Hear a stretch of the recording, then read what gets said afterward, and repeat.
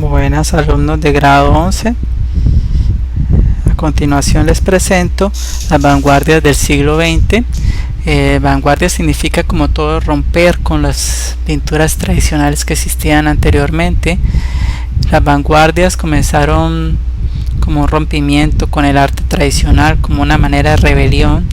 Anteriormente, pues, el mejor artista era el que pintaba más parecido a la realidad, y ya con el surgimiento de las vanguardias empezaron a hacer matices ya más relacionados a los sentimientos. El arte empezó a ser más una expresión de un sentimiento que la expresión de la realidad. La primera vanguardia es el romanticismo. Es una pintura que se caracteriza por pintar nobles, reyes y también por escenas mitológicas. Y también hizo un énfasis en la parte de descubrimiento del nuevo mundo, sobre todo en las partes de los colonos. Esas partes, paisajes desconocidos, fueron pintados en este movimiento. El cuadro representativo del romanticismo es La libertad guiando al pueblo, de Jean Delacroix. Es el cuadro por excelencia del movimiento del romanticismo. Es un cuadro que, pues, la postura y todo lo demás refleja lo importante que es el arte. Aquí el mismo pintor Jean Delacroix, fíjese la postura estoica de las personas, como esa postura como muy romántica, como muy poco natural, que reflejan todos estos cuadros. Aquí vemos también de William Turner una pintura de las colonias. Aquí observamos un tren y el tren transitando por las partes, paisajes polvorientos de esa época.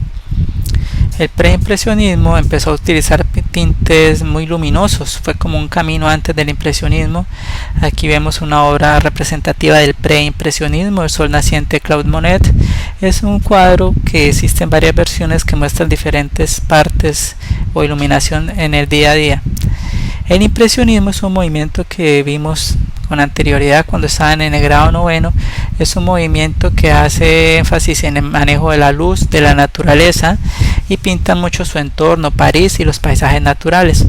El cuadro por excelencia que representa el impresionismo, que la mayoría de personas la conocen, es La noche estrellada, de Vincent Van Gogh.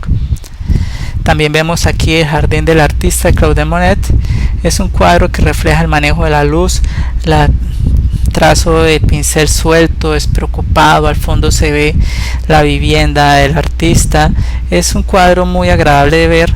Aquí ya vemos una transición del impresionismo en España. También empezó en París, pero empezó a expandirse por toda Europa. Y vemos aquí el paseo por la playa de Joaquín Sorolla. Se ven algunos trazos de impresionismo en la parte del mar, pero en lo demás todavía se observan detalles. El postimpresionismo, que también hizo parte Vincent Van Gogh, ya hace énfasis en los sentimientos. Ya hay una carga personal en el arte. Ya hacemos una rotura, ya no están expresando solamente el manejo de la luz y el color, sino ya empiezan a plasmar los sentimientos en el cuadro. Esta de dibujo muestra los cuadros torcidos, no porque el artista no supiera pintar, o una perspectiva errática, no porque el artista no supiera dibujar, sino buscando plasmar esa zozobra, ese sentimiento que él tenía en su corazón. El faudismo es un movimiento de 1900 donde mezcla la pintura, adquiere ciertos matices de pintura infantil. Vemos aquí la habitación roja de Henri Matisse, y los dibujos asemejan a unos dibujos de infancia, con trazos más escuetos, más geométricos, como más de una persona que no supiera dibujar, como asemejando trazos de niños y manejando colores bastante fuertes. Vemos diferentes cuadros de Henri Matisse de el faudismo. Aquí también vemos la Bon Vivre de Henri Matisse. También se observa como unos adultos tratando de plasmar una inocencia en estos adultos juzgando en un jardín. El cubismo ya es un movimiento mucho más reciente de Pablo Picasso. Este movimiento trató de geometrizar la realidad, trató de darle una perspectiva simultánea. ¿Qué querían ellos con la perspectiva simultánea? Darle una cuarta dimensión a los cuadros, y él quiso lograr en un solo cuadro diferentes movimientos o posturas. Aquí en esta La Guernica de Pablo Picasso observamos, pues, la guerra civil española y todos los estragos que esta guerra causó. Vemos personas sufriendo, animales maltratados, una madre con su hijo. Es un cuadro muy representativo del cubismo elaborado por Pablo Picasso. Las señoritas de Aviñón está muy claro la perspectiva múltiple. Vemos una nariz dibujada de costado y los ojos dibujados de frente. Entonces todo refleja la perspectiva múltiple y lo que Pablo Picasso quería, que en un cuadro tuviera el movimiento y la perspectiva múltiple y geometrizar las formas. El abstraccionismo surgió después, donde la pintura era pintura para el artista. Buscaban que a través del cuadro fuera más una representación de un sentimiento y se empezó a apurar más la forma. Aquí vemos la línea transversal de Wassily Kandinsky. Vemos el carnaval de Arlequín de Joan Miró, que tiene una historia muy de trasfondo. Era un carnaval, pero la persona estaba muy triste, no tenía muchos medios económicos. A pesar de que afuera había alegría, en su corazón, en su interior, había cierta zozobra.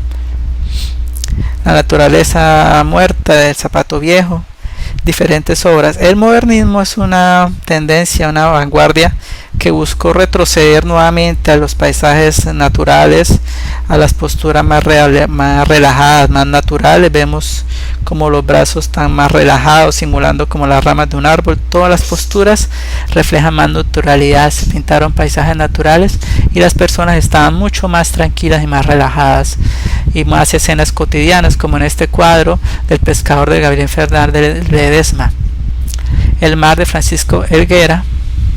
El expresionismo es una vanguardia que mezcla ya más los sentimientos todavía y representa a través de formas quebradas. También habla del movimiento de la Bauhaus y del dadaísmo, que también tuvieron las raíces en el expresionismo.